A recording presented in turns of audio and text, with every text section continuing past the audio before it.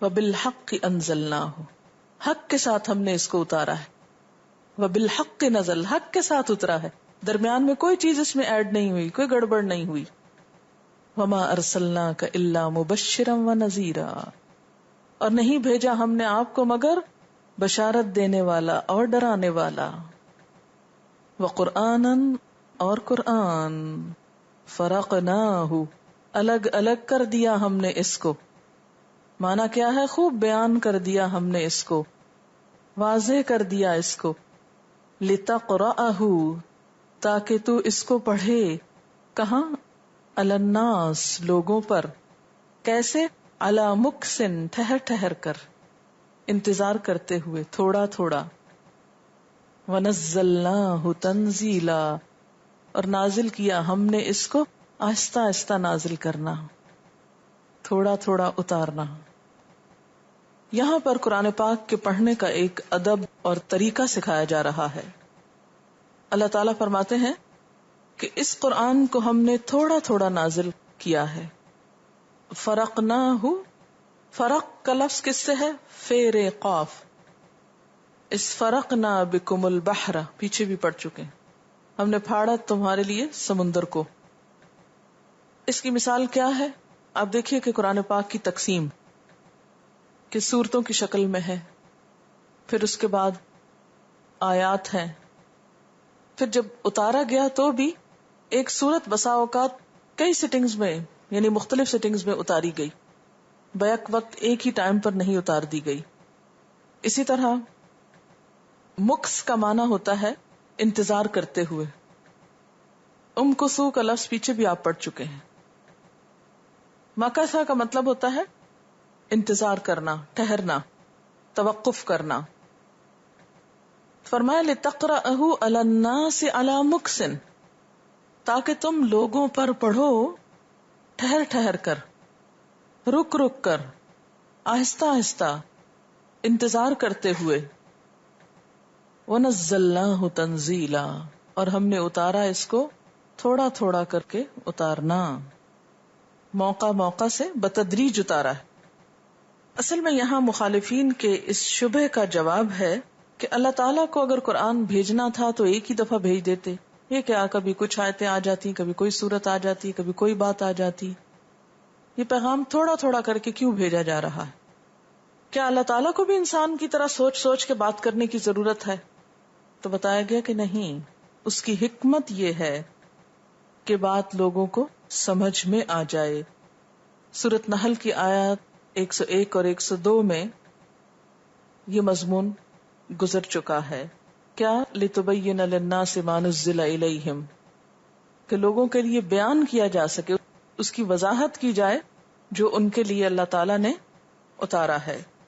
سورۃ النحل کی آیت نمبر 102 میں آتا ہے قُلْ نَزَّلَهُ رُوحُ الْقُدُسِ مِنْ رَبِّكَ بِالْحَقِّ لِيُثَبِّتَ الَّذِينَ آمَنُوا وَهُدًى وَبُشْرَى لِلْمُسْلِمِينَ.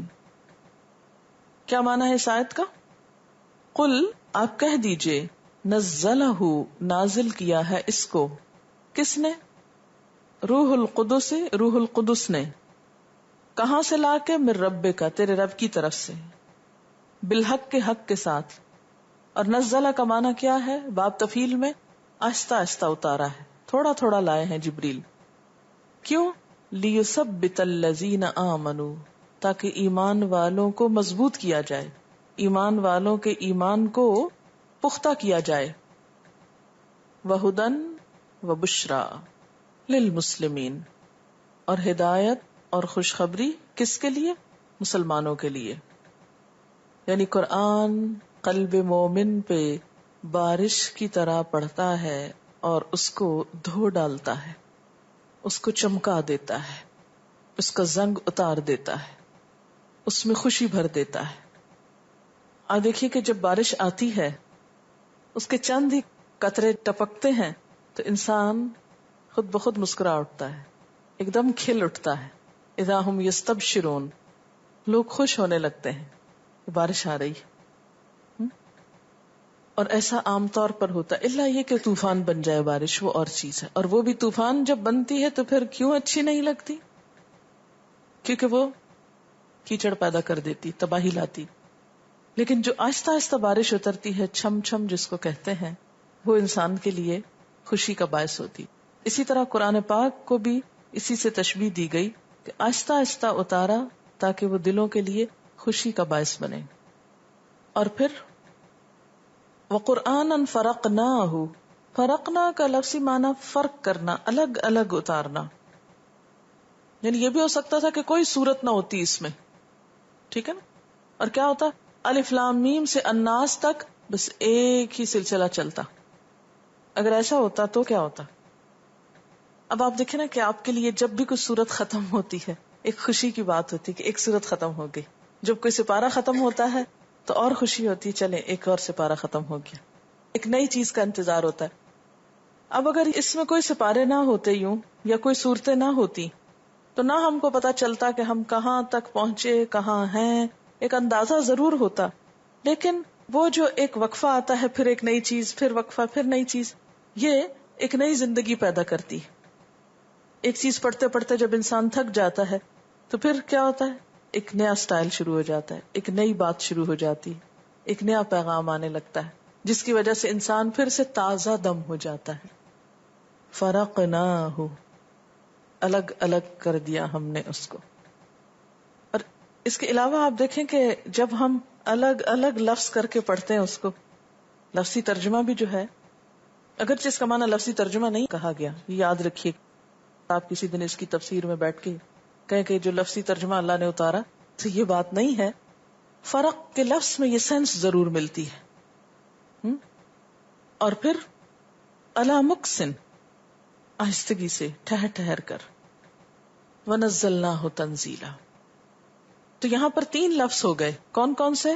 نمبر 1 فرقناہ، نمبر 2 الا مکسن، اور نمبر 3 نزلناہ تنزیلا.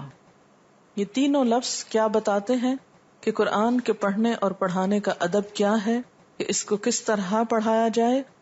کیونکہ لتقرأہ اصل میں فعل ہے نا اس کے اندر، یعنی قرات کا، پڑھنے کا، پڑھانے کا انداز بتایا جا رہا ہے. تو کیا بات سمجھ میں آتی ہے یہاں سے؟ تاکہ دل میں جذب ہو، دل کے اندر اترے. اب نے دیکھو کہ جو قاری حضرات بہت تیز قرآن پڑھتے ہیں رمضان کی راتوں میں، صرف ختم کرنے پہ تلے پہ ہوتے ہیں، اس سے دل نہیں پگھلتے. کیا ہوتا ہے، چونکہ وہ تیز چل رہے ہوتے ہیں تو تصور بھی تیز چلتا ہے، بعض اوقات تو سمجھ میں نہیں آتا کہ پڑھا کیا گیا ہے. اچھا، صرف قرات میں نہیں، بلکہ اگر آپ دیکھیں آپ کسی ٹیبل پہ بیٹھ کے کھانا کھا رہے ہیں، اگر ایک شخص تیز تیز کھا رہا ہو تو اس کا ایفیکٹ آپ پہ کیا پڑتا ہے، یعنی لطف نہیں آتا. یعنی باقی سب لوگ ٹھیک کھا رہے ہیں، لیکن ایک شخص تیزی میں جلدی سے ایک ہی اس میں پانی میں سارا پی جاتا ہے اور جلدی جلدی کھا رہا ہے، جلدی جلدی. اچھا، اس کا اثر آپ پر بھی ضرور پڑے گا، آپ اریٹیٹ ہونے لگیں گے اور ایک بے چینی کی کیفیت آئے گی آپ کے اندر. حالانکہ وہ تیز کھا رہا ہے، کھاتا رہے، کھائے اور جائے، لیکن نہیں، اس کے عمل کا اثر آپ پر بھی پڑا. تو اسی طرح جب قرآن تیز پڑھا جاتا ہے تو سننے والے اس کو سن کر بھی اثر قبول کرتے ہیں اور ایک ڈفرنٹ افیکٹ آتا ہے. آگے بھی آپ انشاءاللہ پڑھیں گے کہ ترتیل کا لفظ آتا ہے وہاں پر. وَرَتِّلِ الْقُرْآنَ تَرْتِيلًا، تو وہاں بے ترتیل کا مطلب بھی کیا ہے کہ آہستہ آہستہ اس طرح پڑھنا کہ سننے والوں کو بات سمجھ میں آ جائے. اسی طرح پڑھاتے وقت جب میں تیز لفظی ترجمہ کرتی ہوں تو انجوائے نہیں کرتے، لیکن جب آہستہ سے اس کو لکھوایا جائے تو سمجھ بھی آتی ہے اور ایک سکون کی کیفیت پیدا ہوتی ہے. وَقُرْآنًا فَرَقْنَاهُ لِتَقْرَأَهُ عَلَى النَّاسِ عَلَى مُكْثٍ. اور ویسے بھی کہتے ہیں نا العجلۃ من الشیطان، جلد بازی شیطان کی طرف سے ہوتی. وَنَزَّلْنَاهُ تَنزِيلًا قُلْ آمِنُوا بِهِ أَوْ لَا تُؤْمِنُوا. پھر آپ کہہ دیجئے مانتے ہو تو مانو، نہیں مانتے نہ مانو. اس طرح کی حجت بازیاں کر کے تم قرآن کی قدر و قیمت کم کرتے ہو. جس کو ماننا ہوگا وہ مان جائے گا اور جس کو نہیں ماننا وہ نہ مانے گا.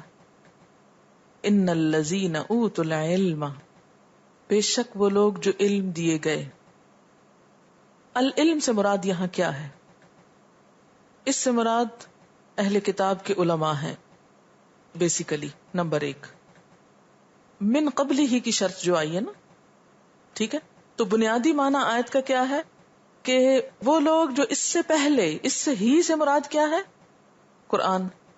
اس قرآن سے پہلے، اس نبی سے پہلے جو علم دیے گئے، اذا یتلا علیہم، جب ان پہ قرآن پڑھا جاتا ہے، یخرون للاذقان سجدا، گر پڑتے ہیں ٹھوڑیوں کے بل سجدہ کرتے ہوئے.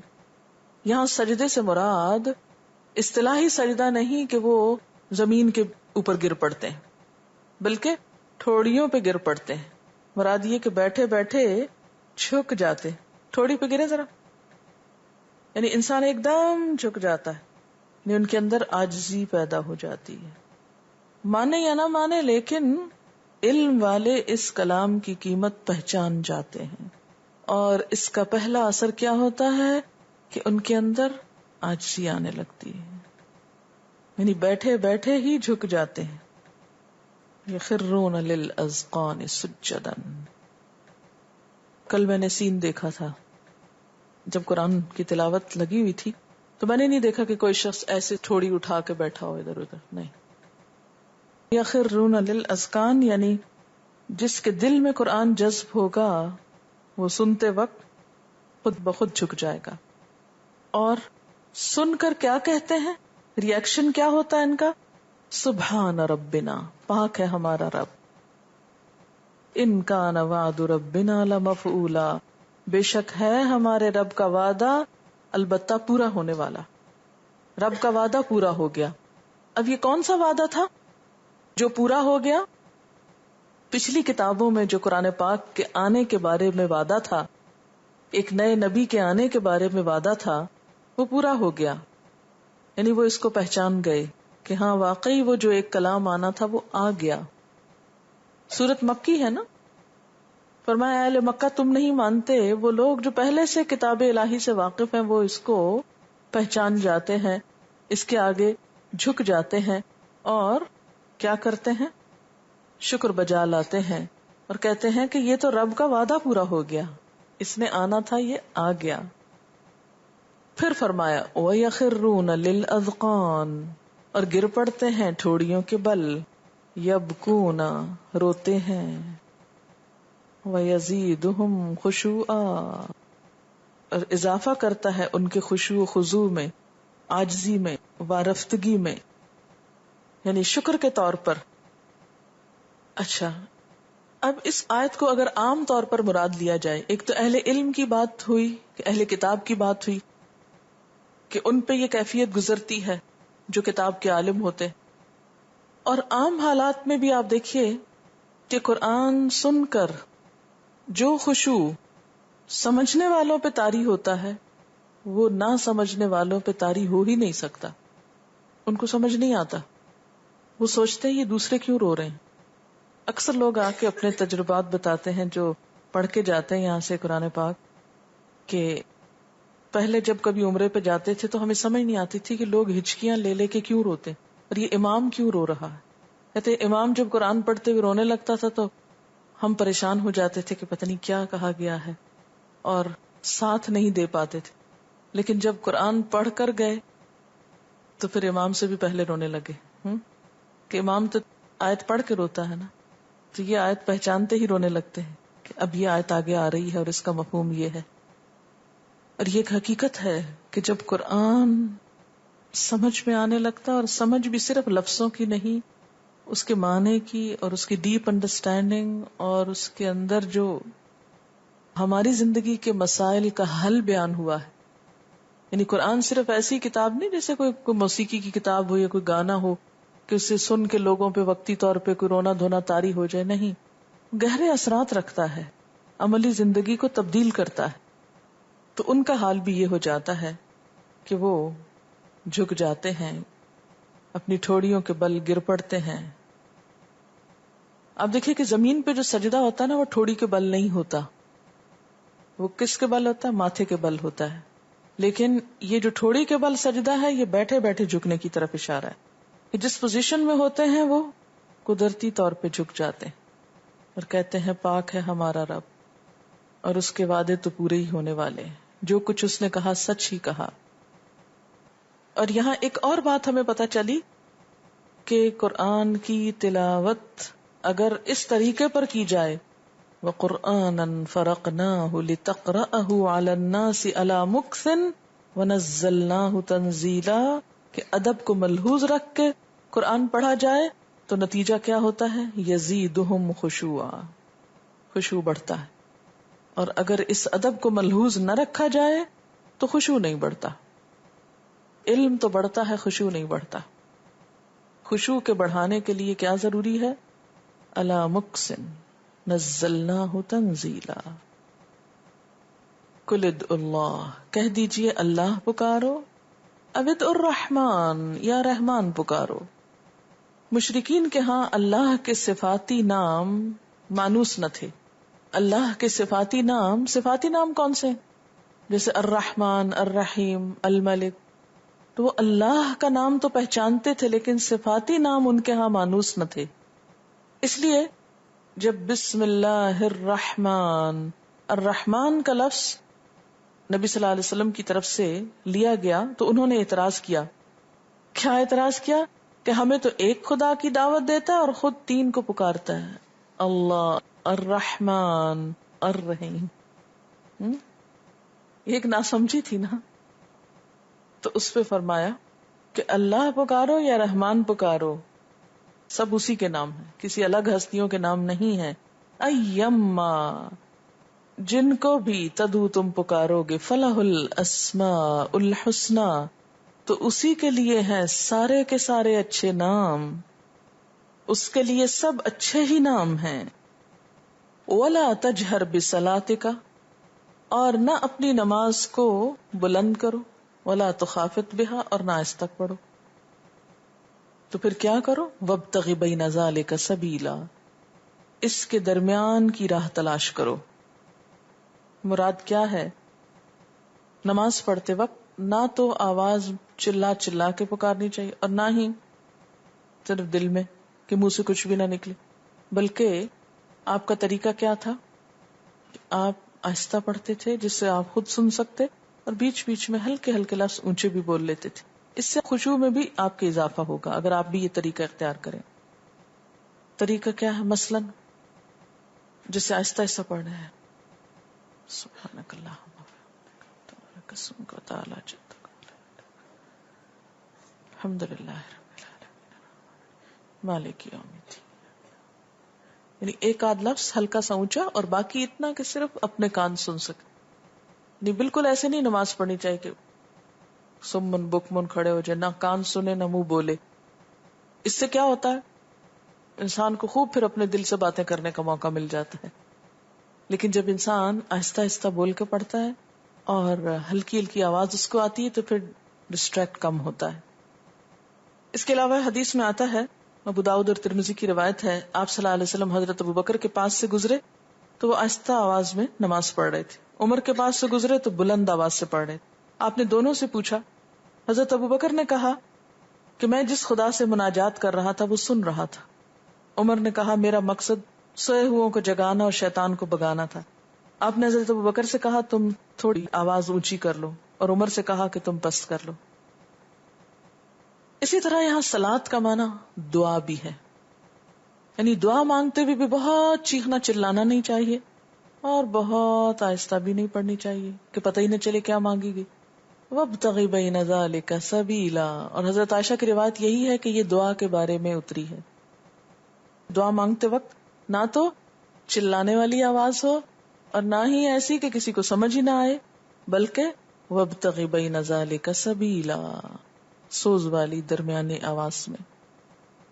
وقل الحمد للہ الذی، اور آپ کہہ دیجئے سب تعریف اللہ کے لیے ہے، وہ ذات لم یتخذ ولدا، جس نے کوئی بیٹا نہیں بنایا، جس کا کوئی بیٹا نہیں، شرک سے پاک ہے.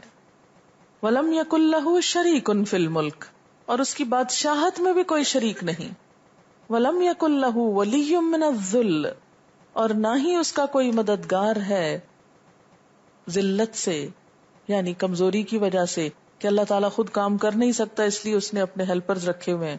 یہ سب کمزوریاں انسانوں کے ساتھ لگی ہوئی ہیں. وَكَبِّرْهُ تَكْبِيرًا. سورت کا آغاز کس سے ہوا تھا؟ سبحان الذی، اور اختتام کس پہ ہے؟ کبرہ تکبیرا. وہاں تسبیح ہے، یہاں تکبیر ہے. اور بڑائی بیان کرو اس کی، خوب بڑائی بیان کرنا. وآخر دعوانا ان الحمد للہ رب العالمین. سبحانک اللہم وبحمدک نشہد ان لا الہ الا انت نستغفرک ونتوب الیک. السلام علیکم ورحمۃ اللہ وبرکاتہ.